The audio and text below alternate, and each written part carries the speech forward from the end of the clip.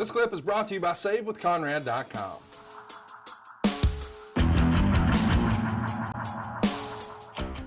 Here's a fun question for us, and I can't believe this is actually a thing, but it is, and occasionally it'll make the news. Mick Dolman wants to know, what are Arn's thoughts on being able to place bets on pro wrestling, and what might the reaction have been if it was suggested 30 years ago? So I don't know that you've seen this, Arn, but especially when it comes to pay-per-views and the like, there are certain websites that would actually take your betting action on who you think's going to win. And Dave Meltzer would often report whenever there was a major swing, because it would feel like perhaps someone within the company who knew what the finish was would lay a significant enough bet that it would adjust all of the lines accordingly. But the very idea that we're betting on something scripted on a sporting website feels a little weird. What say you? You're kidding me, right? No, it's real life, man. You can bet on pay-per-views. Stop it. Yeah. I've never heard of this, but oh, I wished this would have been going on back when I had some inside knowledge. Well, you know what I should have done a few years ago? I should have sent you a text. Hey pal, want to make some money? You like Sasha tonight? Just thumbs up, thumbs down. Boy, you shit the bed. What were you thinking? You and I, not only with all your accrued wealth so far, I would be having some of that right now. Oh, God whatever. Almighty. I swear, this is the first I've ever heard of that, but, I'm speechless. I don't know what to say. Let's pivot to more recent WWE. Mike Whitaker wants to know, was it ever discussed to have you as an on-air character in WWE? And of course, he's not talking about back in the day. He means your most recent agenting run. You were there a long time. You've talked to us a little bit before about how, they tried you at commentary, and that lasted, I think, exactly one show.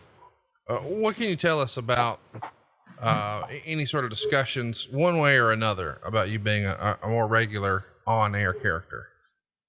Well, I did a few things scattered here and there. The Undertaker thing was the most prominent, probably, of my career. That short little interaction that I had as part of him and Rick's match at WrestleMania.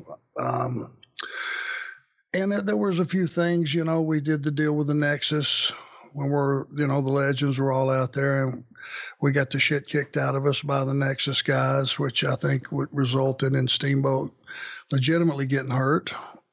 There was a few things over the years that I would pop up, like towards the end, the last couple of years, I did a little something backstage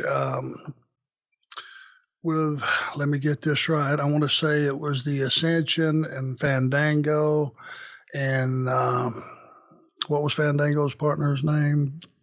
Breeze? Yeah, Tyler Breeze, yeah. Tyler Breeze, and I apologize to him for his name not being in the forefront, but we did a little backstage thing a week or two with those guys that was entertaining. But there was never any talk of me being a ongoing character on the show. One last question from Ricky. He wants to know, did you ever see Alabama Doink? Let me give you the backstory here, Arn. There was a rather plump individual who wrestled in a full Doink gimmick that looks like a Walmart special.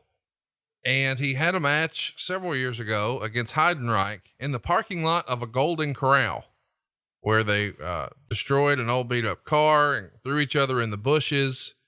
And it is exactly what you would expect based on the way I described it. But we recently lost Alabama Doink. May he rest in peace.